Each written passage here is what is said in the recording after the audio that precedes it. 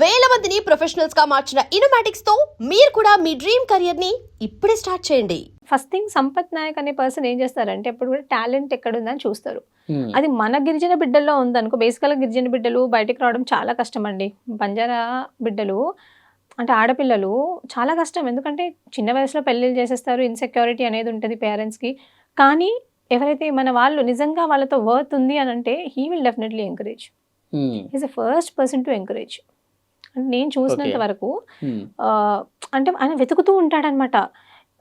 Even he searches like ఎవరితో content ఉంది, ఎవరితో మాట్లాడిద్దాము, మాట్లాడించడం అంటే మన కమ్యూనిటీలో బిడ్డలు బయటకు రావడమే కష్టము. కానీ ఎవరితో ఏ టాలెంట్ ఉంది, ఆ టాలెంట్ని వాళ్ళకి కొంచెం హెల్ప్ చేద్దాము, పుషప్ చేద్దాము, వాళ్ళు ఆ టాలెంట్ని వాళ్ళు బయట పెట్టుకుంటే మంచిగా ఉంటుంది, వాళ్ళే గ్రో అవుతారు. I don't expect anything from them in return. Okay, మన సంపత్ నాయక్ గురించి మాట్లాడదాం. ఇప్పుడు ఫోన్ చేసి మంగ్లీ నువ్వు ప్రెస్ మీట్ పెట్టు, నీకు ఫేమ్ వస్తుంది అన్నప్పుడు వద్దనుకున్నారు. ఇక నేను వద్దనుకున్నా. నేను చెప్పాను, అక్క ప్రెస్ మీట్ కోసం ప్రెస్ క్లబ్ ఉంటుంది సోమాజిగూడ అంటే నువ్వు మాట్లాడు అన్నారు యాక్చువల్గా తను. నేను అన్నాను ప్రెస్ క్లబ్లో ప్రెస్ మీట్ ఉంటుంది, ప్రెస్ మీట్లో నువ్వేం చేయంటే ప్రెస్ క్లబ్ నువ్వు కట్టేసేయి, పేమెంట్ కట్టేసి పక్కన చాలామంది పని ఉంటారు కదండి, వర్కర్స్ ఇప్పుడు లేబర్స్ ఉంటారు కదా, వాళ్ళకి డబ్బులు ఇస్తే ఒక పూట వచ్చి వాళ్ళు అంటే జనాన్ని మొబిలైజ్ చేయడం కష్టం కదా. నాకు తెలియదు మరి ఆమెకు ఎంతమంది ఫ్యాన్స్ ఉన్నారు, ఆమె ఫ్యాన్స్ అసోసియేషన్ ఎక్కడ ఉందో నాకు తెలియదు. ఒకవేళ మీకు ఫ్యాన్స్ అసోసియేషన్ ఉంటే తెచ్చుకోండాక, లేదంటే బయట చాలా మంది ఉంటారు, వర్కింగ్ క్లాస్ వాళ్ళు ఉంటారు, వాళ్ళని తీసుకొని వచ్చి కూర్చోబెట్టుకొని మాట్లాడండి అక్క అని చెప్పిన నేను. లేదు అట్లా అంటే నేను అన్న నేను మాట్లాడమంటే నాతో ఫ్యాక్ట్స్ లేకపోతే నేను మాట్లాడను అని చెప్పేశాను. డన్, అక్కడ వరకు it closed. Like it was a very casual conversation. After March 25th I didn't get a call from her. Basically ఆమెకు షెడ్యూల్ బిజీ ఉంటుంది కాబట్టి ఆమె తర్వాత పోలీస్ స్టేషన్కి వెళ్ళింది, అక్కడి నుంచి మాట్లాడింది, చాలామంది హెల్ప్ తీసుకుంది, చాలామంది నాయకులకి ఫోన్ చేసింది. అంటే ఫోన్ చేసి నేను గిరిజన బిడ్డని, నేను తప్పు చేయలేదు అని చాలామందితో మాట్లాడింది. బట్ ఆ రోజు నుంచి నాకు ఎప్పుడు ఫోన్ చేయలేదు తను. మొన్న మేము అది అనుకున్నది కూడా కాదండి, నాకు అక్కడ ప్రెస్ మీట్ జరుగుతున్న విషయం కూడా తెలియదు యాక్చువల్గా. నన్ను సంపత్ నాయక్ కూడా ఏమి ఇన్వైట్ చేయలేదు, నాకు ఎవరు ఏం చెప్పలేదు. అక్కడ నాకు మీడియా వాళ్ళు చెప్పారు.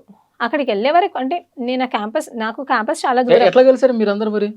సంపత్ నాయక్, మీరు, ఇంకా మీ గిరిజన నేతలందరూ కూడా ఉన్నారు కదా? ఆల్రెడీ అక్కడ వాళ్ళు ప్రెస్ మీట్ పెట్టారు. సో నాకు మీడియా వాళ్ళు చెప్పారు, బేసికల్గా I was into activism, so I have a good connection with the media.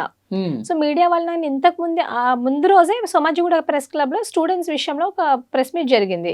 అప్పుడు ప్రెస్ క్లబ్లో వాళ్ళు అడిగారు నన్ను, మంగ్లీ గురించి మాట్లాడండి ప్రత్యూష, మీరు గిరిజన బిడ్డే కదా, మీరు కూడా సేమ్ కమ్యూనిటీ కదా, మాట్లాడితే మంచిగా ఉంటుంది, మీరు అసలు ఏమనుకుంటున్నారు అని అడిగారు. అడిగితే నేను అన్నా దిస్ ఇస్ నాట్ అంటే ఇది ఇక్కడ కాదు, నేను ఇక్కడ మాట్లాడలేను, నేను మళ్ళీ ఒకసారి మాట్లాడతా దాని గురించి, ఎందుకంటే నేను ఈరోజు నిరుద్యోగ సమస్య మాట్లాడడానికి వచ్చాను కదా, నేను మాట్లాడలేదు ఆ రోజు. నెక్స్ట్ డే మాట్లాడదామా అని చెప్పేసి ఫోన్ చేశాను. ఫోన్ చేస్తే దే టోల్డ్ ప్రత్యూష గారు ఇట్లా ఉస్మానియా యూనివర్సిటీలో ప్రెస్ మీట్ ఉంది, మీరు అక్కడికి రండి అన్నారు. నేను అన్నా ఎవరు పెడుతున్నారు ప్రెస్ మీట్ అన్నా. సంపత్ నాయక్ వాళ్ళు పెడుతున్నారు అన్నారు. అప్పుడు నేను వస్తా అని చెప్పా. ఎందుకంటే ఆ ముందు రోజు కూడా సంపత్ నాయక్ గారు ఏం పెట్టారు అంటే మన తెలుగు ఫిలిం ఛాంబర్ ఉంది కదా, అక్కడికి వెళ్ళి కంప్లైంట్ ఇవ్వడం అవన్నీ నేను చూసాను అనమాట. నేను బేసికల్ గా ఐ వాజ్ నాట్ నేను ఎప్పుడు బాధితుల పక్షాన నిలబడ్డా అండి. I'm not on the side of Mangli or someone else. నేను వీళ్ళ తరపున లేను, ఎందుకంటే నాకు బాధితులు ముఖ్యం.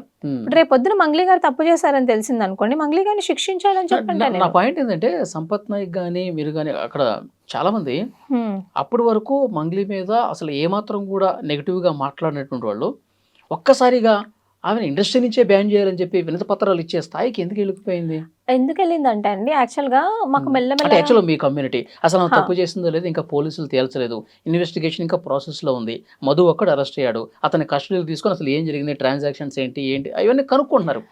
ఇంత తొందరపడిపోయి డైరెక్ట్ ఇండస్ట్రీ వాళ్ళ దగ్గరికి వెళ్ళిపోయి ఈమె అసలు పాటలు పాడకుండా ఇంత గజ్జు పెట్టుకొని చేసినట్టుగా కనిపిస్తుంది. అట్లా కనిపిస్తుంది జనాలకు అట్లా అనిపిస్తుంది కాబట్టి నేను దాన్ని కొంచెం విడమర్చి చెప్తాను. ఇప్పుడు బేసికల్ గా మంగ్లీ గారు చాలా ఇంటర్వ్యూస్ అంటే తులసి చందు ఇంటర్వ్యూలో కానీ ఆమె ఇచ్చిన 2 ఇంటర్వ్యూలకు ఏం చెప్పారంటే నాకు డేట్స్ లేవు, స్కెడ్యూల్స్ లేవు, నేను అసలు చాలా బిజీగా ఉన్నాను, నేను సెలబ్రిటీ కాబట్టి నేను బయటకు రాలేకపోతున్నాను, నేను మాట్లాడలేకపోతున్నాను, దీనివల్ల నా షూట్స్ కూడా తగ్గిపోతున్నాయి, అంటే నేను చేయలేకపోతున్నా 100%, నా ప్రొఫెషన్కి నా ఆక్యుపేషన్కి నేను న్యాయం చేయలేకపోతున్నాను అన్నారు. అప్పుడు సంపత్ గారు ఏం చేశారంటే అప్పుడప్పుడే మాకు అన్ని బయటకు వస్తున్నాయి మెల్లమెల్లగా. ఈమె మధుకు చేసిన ట్రాన్సాక్షన్స్ కానివ్వండి, వీళ్ళు మధు వాళ్ళ ఇంటికి వెళ్ళడం కానివ్వండి, వీళ్ళకి వాళ్ళ మధ్యలో ఏం పరిచయం, ఎవ్రీథింగ్ సంపత్ గారు హ్యాస్ అ డీటెయిల్, ప్రతిదీ ఉంది పిన్ టు పిన్. తనకు ఏం జరిగింది, అసలు తను ఎక్కడికి వెళ్ళింది, ఎక్కడ మాట్లాడుతుంది, ఎవరితో ఫోన్ చేపిస్తుంది, ఎవ్రీథింగ్ హీ నోస్.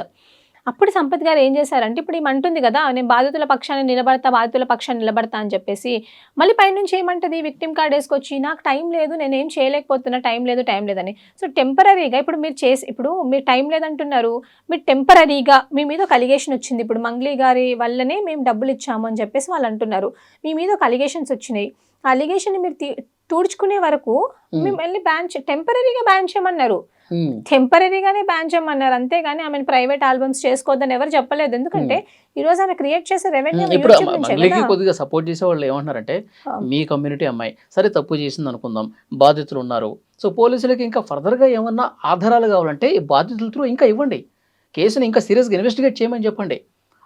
అలా కాకుండా ఏదో కక్షలు పగలు ప్రతీకారాలు ఉన్నట్టు ఇంకా ఆమె పాట పాడకుండా చేయాలి, ఆమె ఇంకా పూర్తిగా కింది స్థాయికి వెళ్ళిపోవాలి, ఆమెకి నోటికాడ ముద్ద కూడా దొరకకూడదు అన్న స్థాయిలో అంత సీరియస్గా ఎందుకు వెళ్ళారు అన్నది. ఆమె మీ మనిషే కదా, మీ కమ్యూనిటీ మనిషే కదా. ఇప్పుడు ఇన్ని సంవత్సరాల నుంచి ఆమె ఇదే ఇండస్ట్రీలో ఉందండి, ఏ రోజన్నా మేము ఆమెను ఏమన్నా అన్నామా, ఏమనలేదు. ఆమె డ్రగ్స్ కేసు అప్పుడు కూడా మేము బయటకు వచ్చి మాట్లాడలేదు. ఎందుకు మాట్లాడలేదంటే మాకు తెలుసు అక్కడ ఏం జరిగింది అనేది.